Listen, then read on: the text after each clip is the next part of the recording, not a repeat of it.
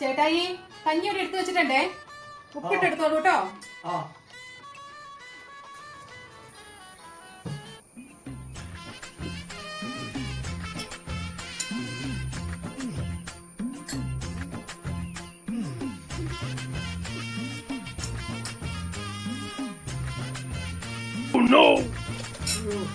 എന്തൊരു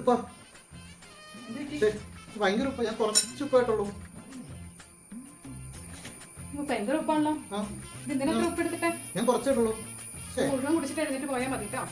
തന്നെ ഇട്ടല്ലേ.